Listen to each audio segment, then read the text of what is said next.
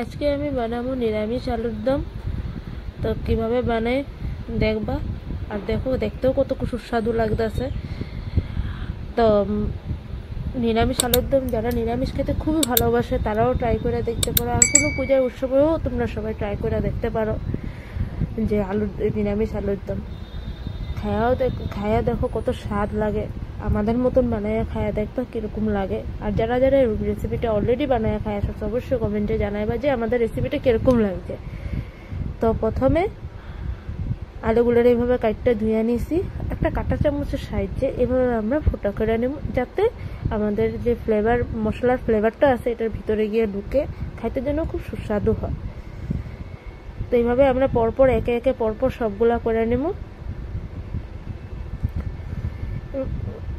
একে একে সবগুলা করে নেওয়ার পর এগুলো সবগুলা আলু এরকম করে নেব, একটা একটা করে নিতে আসি। আর এগুলো আলু সবগুলা হয়ে গেলে গিয়ে 5 মিনিটের জন্য বয়েল করে নিব।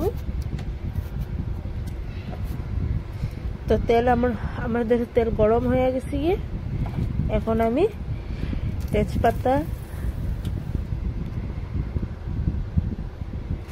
শুকনো লঙ্কা,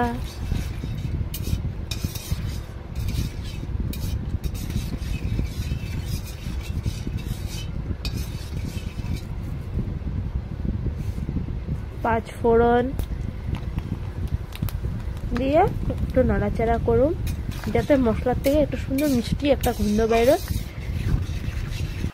এখন পেস্ট করে রাখা পোস্ত, সর্ষে আর আদা বাটা একসাথে দিয়া দেবো, দিয়া মশলাটাকে খুব ভালো করে ভাজুন। এইভাবে ভাজা হয়ে গেলে গিয়ে এবার একটু হলুদ দিয়া দেবো।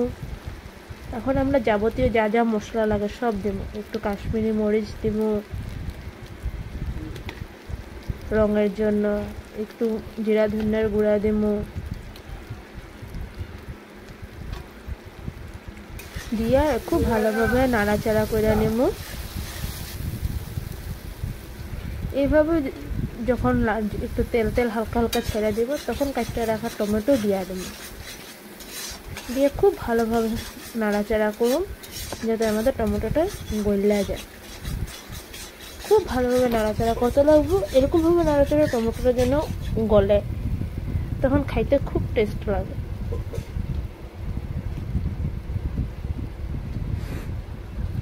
এরকম হালকা হালকা তেল ছাড়বো, খুব ভালোভাবে ভাজতে লাগবো মশলাটা।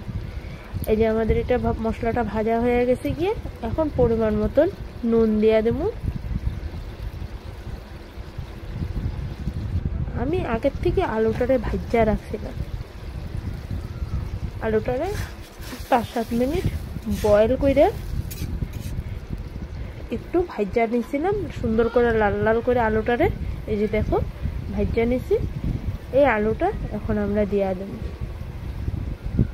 কি সুন্দর হয়েছে, লাল লাল করে সেম এরকম প্রসেসে ভাজবা, একটা আলু যেন না ভাঙে, এরকম ভাবে সিদ্ধ করবা, শুদ্ধ 5 মিনিটের লেগে সিদ্ধ করবা। এখন আমি আলুটা, আমাদের মশলা ভাজা হয়ে গেছে, তেল ছেড়ে দিছে মশলার থেকে, এখন আমরা দিয়ে দেব। দিয়ে খুব ভালোভাবে নাড়াচাড়া করুন, নাড়াচাড়া করে খুব ভালোভাবে ভাজুন মশলাটাকে, যাতে আলুর ভিতরে মশলার ফ্লেভারটা গিয়ে ঢুকে। এইভাবে নাড়াচাড়া করুন। যদি আমাদের এই ভিডিওটা ভালো লাগে তাহলে লাইক শেয়ার সাবস্ক্রাইব করবা। আশা করি কেউ স্কিপ না করে সম্পূর্ণ ভিডিওটা দেখবা। আর আমাদের এই ভিডিওটা ভালো লাগলে এই রেসিপিটা কিরকম হয়েছে অবশ্যই কমেন্টে জানাইবা। আর দেখো কি সুন্দর ভাজা হয়েছে।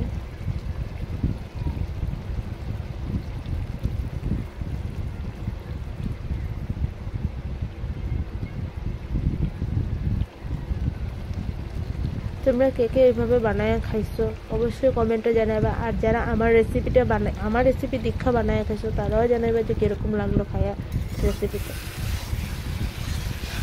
আমাদের অলমোস্ট একদম রেডি।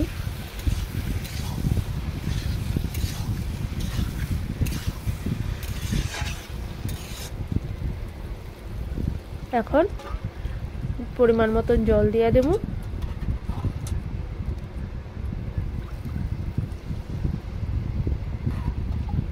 যেহেতু আমাদের ভাজাটা অলমোস্ট রেডি হয়ে গেছে, গিয়ে তেলও ছাইড়া দিছে, এখন পরিমাণ মতন জল দিয়ে জলটারে ভালোভাবে ফোটাবো,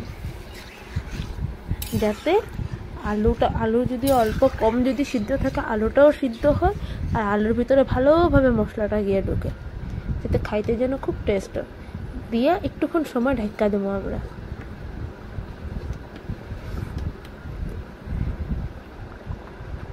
এই যে ঢাকা দিয়েছি, ঢাকনি তোলার পরে দিয়ে এখন আমরা একটু ঘি দিয়ে দেবো স্বাদের জন্য,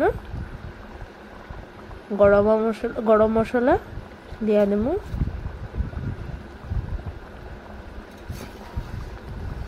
দিয়ে একটু নাড়াচাড়া করে দেবো।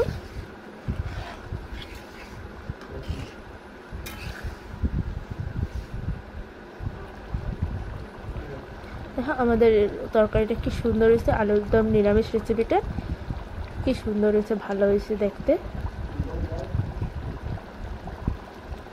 আশা করি আমাদের এই ভিডিওটা সবার ভালো লাগছে। ভালো লাগলে অবশ্যই লাইক শেয়ার সাবস্ক্রাইব করে দিবা, আর যারা ফেসবুক থেকে আসো তারা ফলো করে দিবা।